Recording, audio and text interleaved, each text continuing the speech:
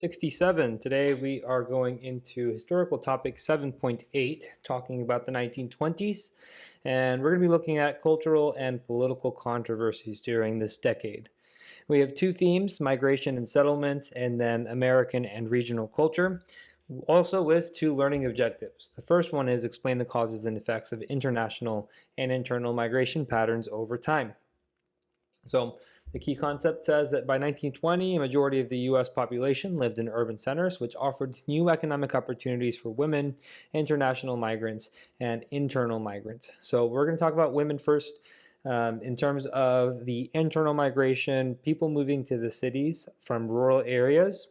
It's allowing women to work in these urban professions as clerks, nurses, teachers, domestic workers, and having that income to themselves is giving them a greater degree of independence, though they are still being paid less than men for similar types of work.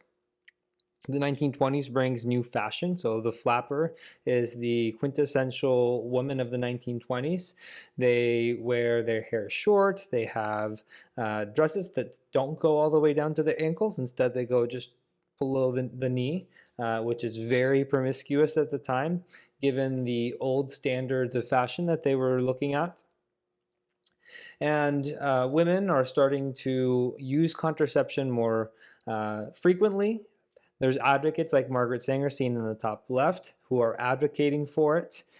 Having fewer children or delaying childbearing will allow women to have more years to work and be more independent, and also to pursue education or other professional pursuits. The issue of contraception is going to continue through the middle of the century, and it's going to get even larger as it develops into the abortion debate. So states are pushing towards universal high school education. This is also helping women because now that more of them are living in cities, more of them have the ability to go to these high schools that are getting everyone to go to school, exposing them to new fields, and then hopefully going on to higher learning. All right, for international migrants, we are going to talk a little bit more specifically about the legislation that they had to deal with for migrants coming from the Eastern Hemisphere. Migrants coming from the Western Hemisphere, the Latin American, Canadian, but mostly here Mexican immigrants are beginning to come to the United States in seasonal migrations to fill labor gaps. Really starting with World War I, they came in to fill the gap in labor for soldiers that were going to fight in World War I.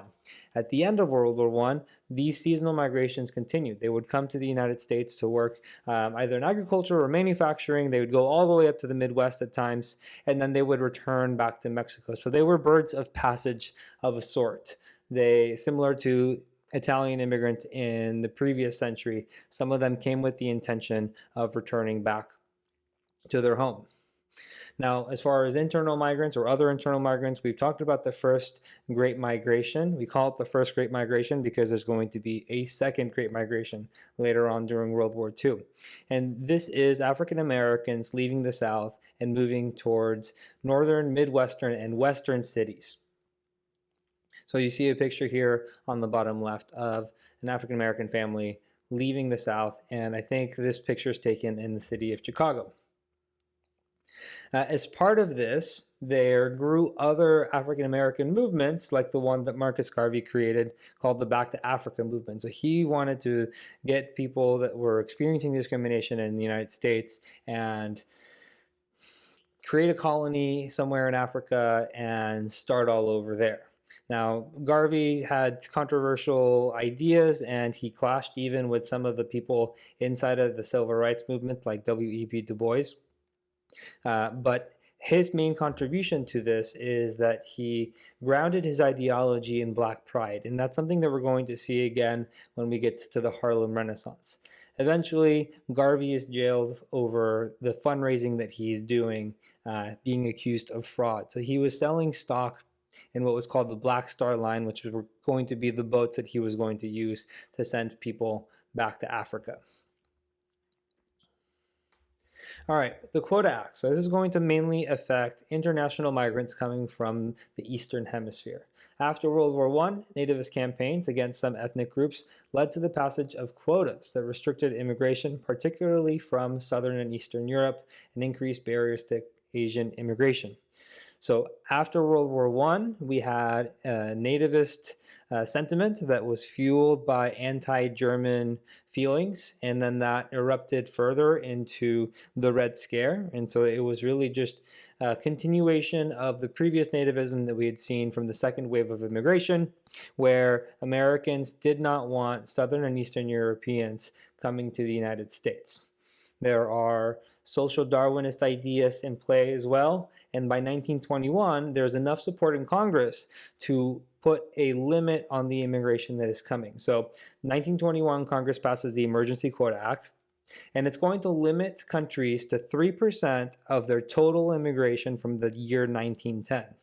So that means that if Italy had sent 100,000 people in 1910, in 1921 or 1922, they would only be able to send 3,000 people. So it's a huge reduction of those numbers.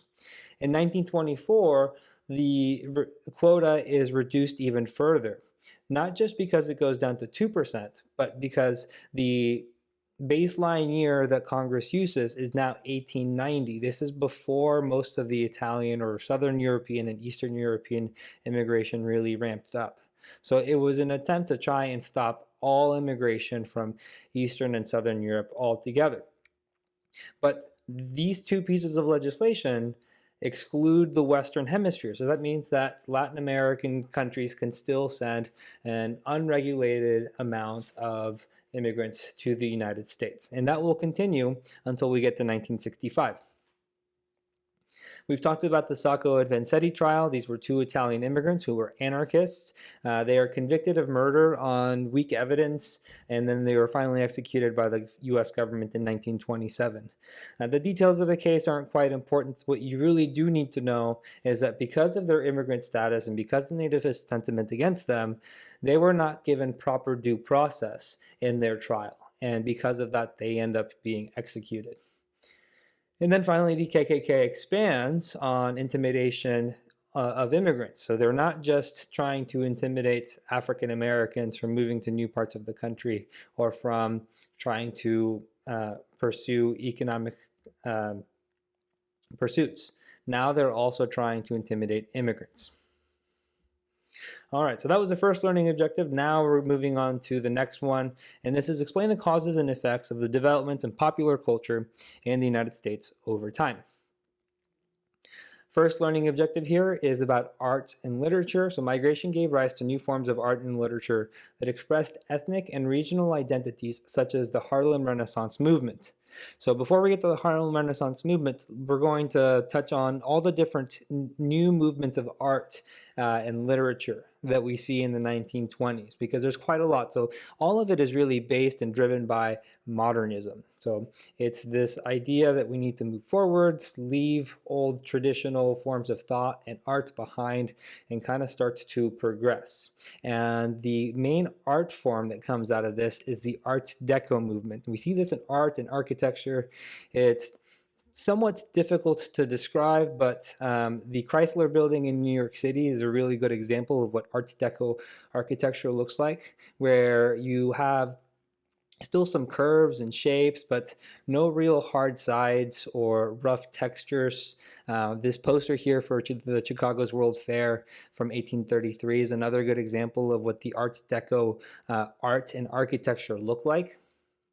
And we have artists like Edward Hopper painting subjects about urban life. So his famous painting that's actually not included in here, called Nighthawks, is of a man and a woman sitting inside of a diner, and the painting is from the perspective of the outside looking into the diner. It's a very lonesome, dreary looking painting. As far as music, we have jazz and blues. We've talked about those already, but we also have George Gershwin's Rhapsody in Blue and his work in folk operas. So we have a new style of music. Also, any songs that you can dance to Charleston, which is the new dance phase in the 1920s, is popular. And then for literature, we have the Lost Generation. So these are a group of writers who came of age during World War I. The term Lost Generation was coined by Gertrude Stein. So she's there seen on the bottom right. Now she is part of the Lost Generation that went to Europe to do her writing and her exploration. So she kind of just wanted to get away. And this term affects anyone who came of age during World War I. And because they experienced the disillusionment, the sacrifice, the devastation of the war, all of that, all of those feelings are reflected in what they write about. So Ernest Hemingway is a great example of this because he was actually in World War I. He volunteered as an ambulance driver in Italy and was wounded in the war. Part of his experience in the war as an ambulance driver leads him to write the book A Farewell to Arms, which is about an ambulance driver in World War I. And ultimately, it has it's a allegory for the uselessness of war, and that everything that comes out of war really just ends up leading to death and destruction. F. Scott Fitzgerald is another one of these Lost Generation writers. He stuck mainly around the United States. You may have read him in your English classes with This Side of Paradise, or his most famous work that gets read frequently is The Great Gatsby. All right, so now we're going to move on to the Harlem Renaissance. And Harlem Renaissance is mostly due to, it arises because of the Great Migration and this movement towards urbanization. These are African Americans, writers, poets, musicians. They are in the neighborhood of Harlem in New York City, and because of their exposure to each other and each other's work, they're influencing each other to write about the Black experience in the 1920s. And so there's positives, there's negatives, all of it is, nothing goes untouched here.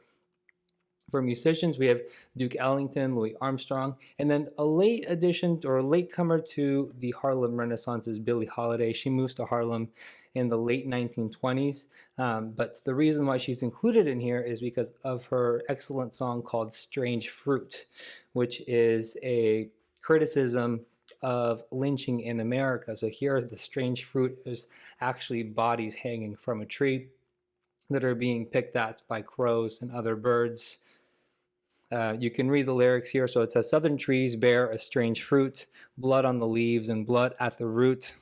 Black bodies swinging in the southern breeze, strange fruit hanging from the poplar trees.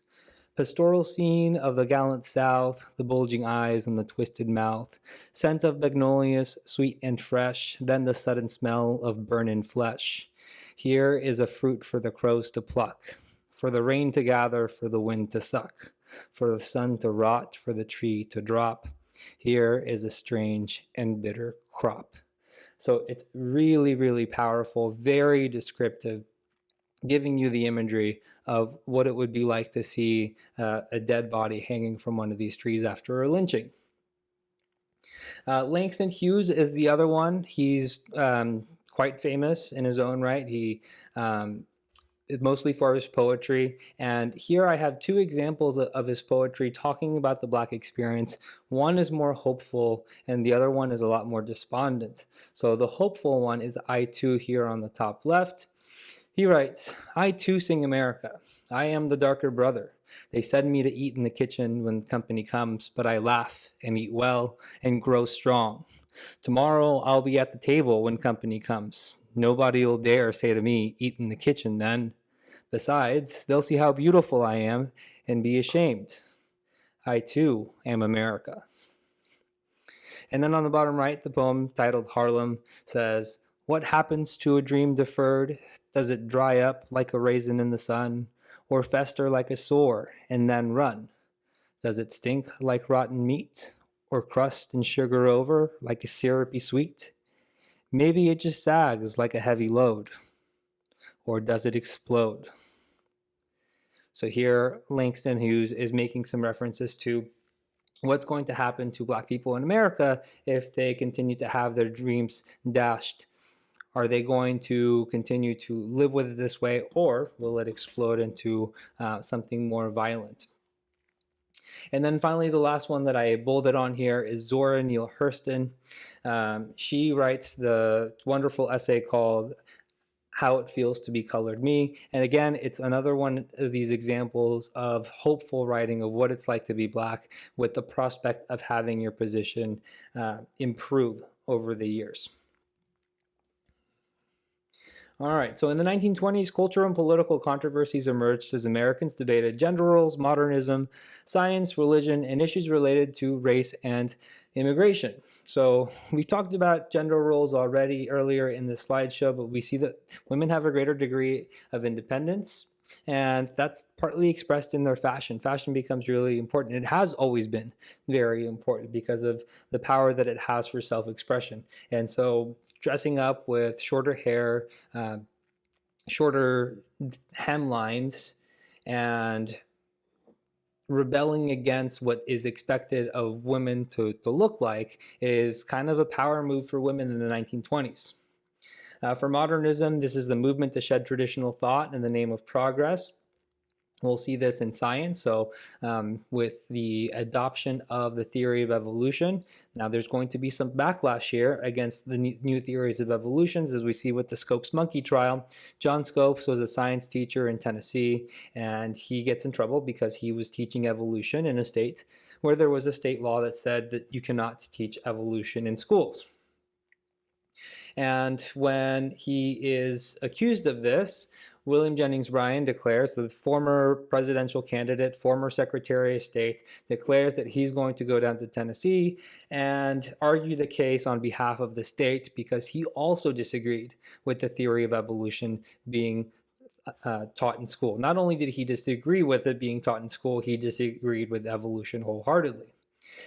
When this became news, Clarence Darrow, who was a famous lawyer from the city of Chicago, comes to the defense of John Scopes, and instead of focusing on Scopes and his trial,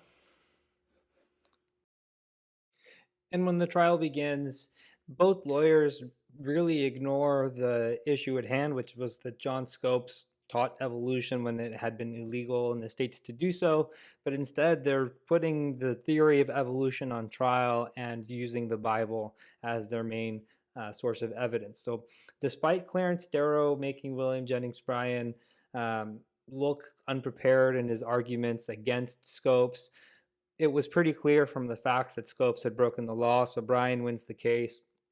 But eventually the case will be thrown out. But this court case and the media following that it garnered is symbolic of this debate of modernism and a backlash against it. All right, so now for religion, connected to the Scopes trial, we have a rise of fundamentalism. That is that people believe everything that is said in the Bible literally, and so therefore anything else that comes up that may contradict it cannot be true. And so they blame modernism for the changing morals in society and want things to revert back to the way that it was.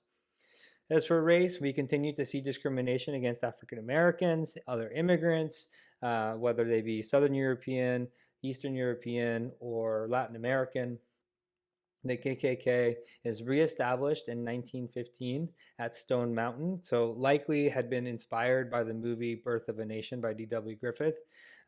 Stone Mountain is a large stone mountain in the state of Georgia, but it has become famous since then because in 1965 a Confederate monument has been carved on the side of it depicting Jefferson Davis, Robert E. Lee, and Stonewall Jackson. You can see the detail of the monument on the top right.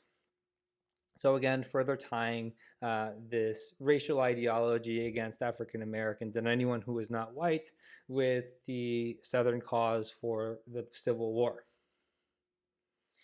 All right, this is the final set of debates here. So for immigration, the question had been settled on the Eastern Hemisphere immigration for now, but Latin Americans are still able to migrate.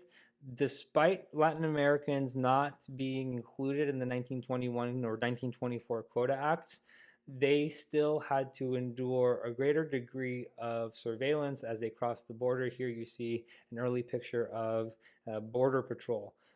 checking to make sure that people that are coming across the border are not carrying weapons or anything that's dangerous, so they're getting frisked. There is going to be Latin American and Mexican American advocacy groups in the 1920s. So LULAC, which is the League of United Latin American Citizens, they meet for the first time in 1929, and they will continue to be active to the present day. So like I said, the next change in immigration legislation is going to come in the 1965 Immigration Act under the LBJ administration. And then I added this last one here for government. In the 1920s, there's not that much debate about the role of government. There is a pretty standard ideology that runs through the entire 1920s because of the economic prosperity that was going on. So most people's approach was, if it's not broken, don't fix it. We had conservative Republican presidents. They favored lower taxes, higher tariffs. Really, anything that favored business is what Republican presidents in the 20s would have favored. Calvin Coolidge very famously said, the business of government is business. There was one instance of scandal in the Warren Harding administration. In the Teapot Dome scandal, the Secretary of the Interior, Albert Fall, had been leasing land for oil leases to oil companies and then pocketing some of the money. This was one scandal in which there was a designated fall guy. That's a history joke. All right, here's our recap. I know this has been long. So finally, the role of women changed drastically during the 1920s. Immigration was severely restricted through the 1921 and 24 quotas. The art movement was fueled by the end of World War I, urbanization, and also racism.